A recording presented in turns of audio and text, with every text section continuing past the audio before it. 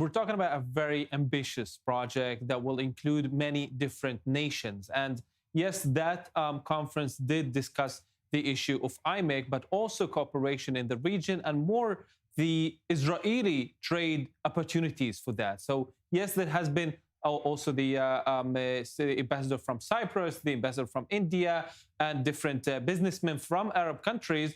But the focus was, of course, on the Israeli opportunities. After all, we've seen ministers and policymakers talking about this, but it's clear that nothing will move, apparently, without normalization between Saudi Arabia and Israel. That's what we are waiting for. So the war did hurt the efforts.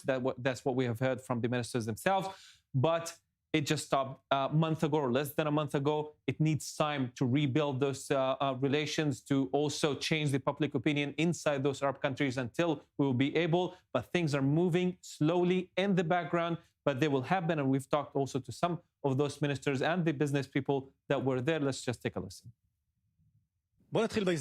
Let's start with the opportunity. Since the end of the war, under the leadership of Prime Minister Netanyahu, tremendous opportunities have opened up for the state of Israel. If before the war and throughout we were an island, today we are connected to the world. And the opportunities both for expanding the Abraham Accords, to be the platform for the peace corridor that goes from India to Europe, brings tremendous opportunities that greatly reflect on the planning and the designation of the Haifa Bay. It's a great pleasure to be here. Because, we wanted to come also last year, but because of the war, it was not possible. And I'm extremely happy because we have a delegation also from Cyprus.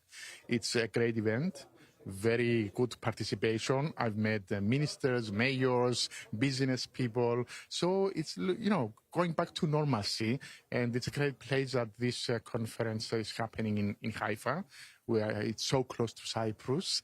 It's like, having this connectivity between the two countries via Haifa. This conference is actually kind of the mirror reflection of that model, because it brings people from all of the different authorities and municipalities in the north.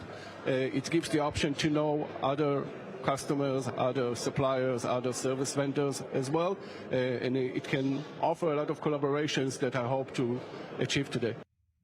All right, so a lot of optimism, a lot of excitement up there in Haifa today. And just talk us through how Israel's relationship with India is really key to this project. Yes, we're seeing lots of developments in terms of relations between Israel and India. The Minister of Finance, Balig Sladeen, was there about a month ago, and also Prime Minister Netanyahu will visit India in December. And the Economy Minister in Israel, Nir Barkat, told me that his counterpart actually will visit Israel next week alongside a wide delegation. And when I asked him why India specifically, he said, honestly, Europe is stuttering among itself. That's what he's saying. And after all, Europe is 9% of the world population. We're talking about Asia here, which is 59% of the world population. And India specifically is 1.4 billion people. Their economy, he's saying, is growing 6-7% a year. And India sees us, the Israelis, as partners for accelerating that growth. Barkat is saying that India is the axis, meaning that once Israel deepens its relations with India